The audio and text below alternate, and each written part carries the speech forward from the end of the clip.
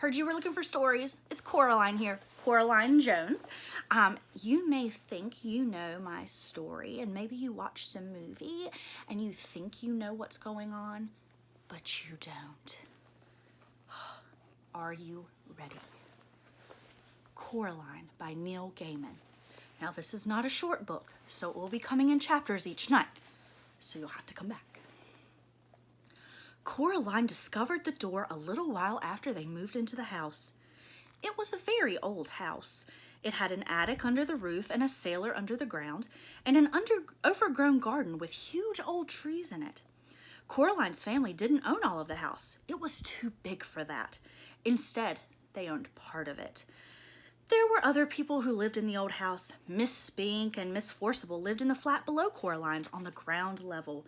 They were both old and round, and they lived in their flat with a number of aging Highland Terriers who had names like Hamish and Andrew and Jock. Once upon a time, Miss Spink and Miss Forcible had been actresses, as Miss Spink told Coraline the first time she met her. You see, Caroline, Miss Spink said, getting Coraline's name wrong. Both myself and Miss Forcible were famous actresses in our time. We trod the boards, lovey. Oh, don't let Hamish eat the fruitcake, or he'll eat all of it up, and he'll be up all night with his tummy. It's Coraline, not Caroline. Coraline, said Coraline. In the flat above Coraline's, under the roof, was a crazy old man with a big mustache. He told Coraline that he was training a mouse circus. He wouldn't let anyone see it. One day, little Caroline, when they are all ready, everyone in the whole world will see the wonders of my mouse circus. You ask me why you cannot see it now? Is that what you ask me? No, said Coraline quietly. I asked you not to call me Caroline. It's Coraline. The reason you cannot see the mouse circus, said the man upstairs, is that the mice are not ready and rehearsed. Also, they refuse to play the songs I have written for them. All the songs I have written for mice to play go oompa, oompa, but the white mice will play only toodle-oodle, toodle-oodle, like that. I am thinking of trying them on different types of cheeses. Coraline didn't think there were really any mouse circuses. She thought the old man was probably making it up. The day after they moved in, Coraline went exploring. She explored the garden. It was a big garden. At the very back was an old tennis court, but no one in the house played tennis, and the fence around the court had holes in it, and the net had mostly rotted away. There was an old rose garden filled with stunted, fly-blown rose bushes. There was a rockery that was all rocks. There was a fairy ring made of squidgy brown toadstools, which smelled dreadful if you accidentally stepped on them. There was also a well. On the first day Coraline's family moved in, Miss Spink and Miss Forcible made a point of telling Coraline how dangerous the well was, and they warned her to be sure she kept away from it. So Coraline set off to explore for it, so that she knew where it was to keep away from it properly. She found it on the third day. Excuse me. Lost my place. In an overgrown meadow beside the tennis court, behind a clump of trees, a low brick circle almost hidden in the high grass. The well had been covered up by the wooden boards to stop anyone from falling in.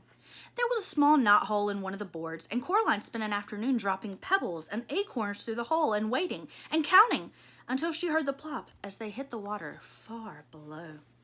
Coraline also explored for animals. She found a hedgehog and a snakeskin, but no snake, and a rock that looked just like a frog, and a toad that looked just like a rock. There was also a haughty black cat who sat on walls and tree stumps and watched her, but slipped away if ever she went over to try to play with it. That was how she spent her first 2 weeks in the house, exploring the garden and the grounds. Her mother had made her come back inside for dinner and for lunch, and Coraline had to make sure she dressed up warm before she went out, for it was a very cold summer that year. But go out she did, exploring, every day until the day it rained, when Coraline had to stay inside. What should I do? Asked Coraline. Read a book, said her mother. Watch a video, play with your toys, go and pester Miss Spink and Miss Forcible or the crazy old man upstairs. No, said Coraline. I don't want to do those things. I want to explore. I don't really mind what you do, said Coraline's mother, as long as you don't make a mess. Coraline went over to the window and watched the rain come down. It wasn't the kind of rain you could go out in. It was the other kind. The kind of rain that threw itself down from the sky and splashed where it landed. It was the rain that meant business. And currently its business was turning the garden into a muddy, wet soup. Coraline had watched all the videos. She was bored with her toys, and she'd read all her books. She turned on the television. She went from channel to channel to channel, but there was nothing on but men in suits talking about the stock market and talk shows. Eventually, she found something to watch.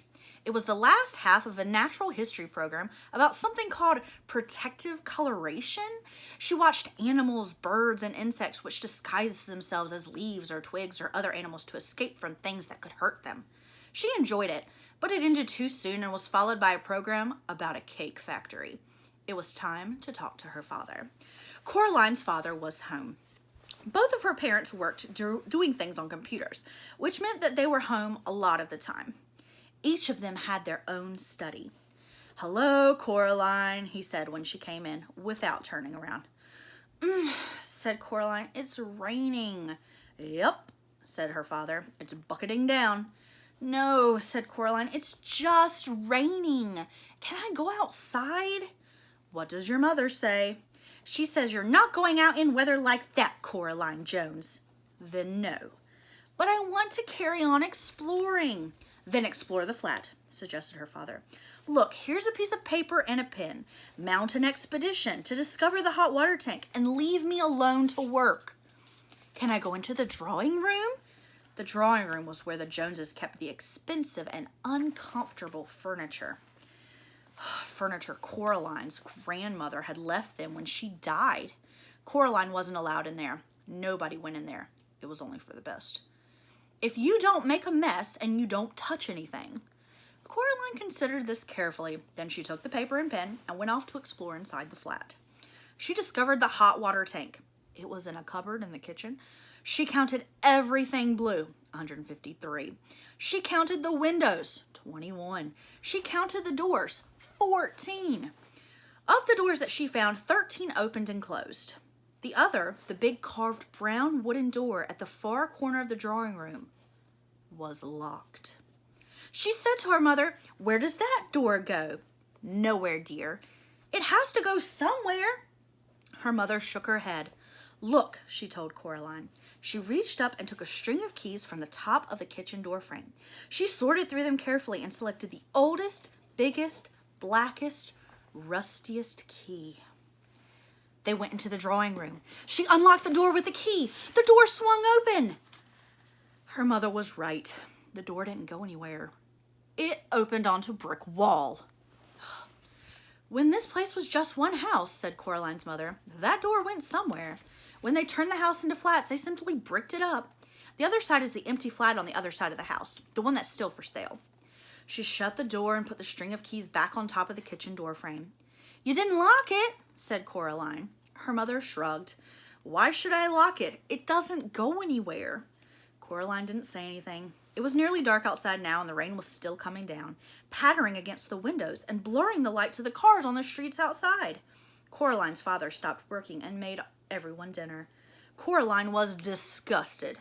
"Daddy," she said, "you've made a recipe again."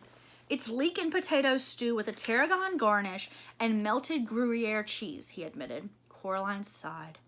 Then she went to the freezer and got out some microwave chips and a microwave mini pizza. "You know I don't like recipes," she told her father. While her dinner went round and around and the little red numbers on the microwave counted down to 0. "If you tried it, maybe you'd like it," said Coraline's father, but she shook her head. That night, Coraline lay awake in her bed. The rain had stopped, and she was almost sleeping when something went. She sat up in bed. Something went creak. Coraline got out of bed and looked down the hall, but saw nothing strange. She walked down the hall. From her parents' bedroom came a low snoring. That was her father. And an occasional sleeping mutter. That was her mother. Coraline wondered if she dreamed it, whatever it was. Something moved. It was little more than a shadow, and it scuttled down the darkened hall fast, like a little patch of night.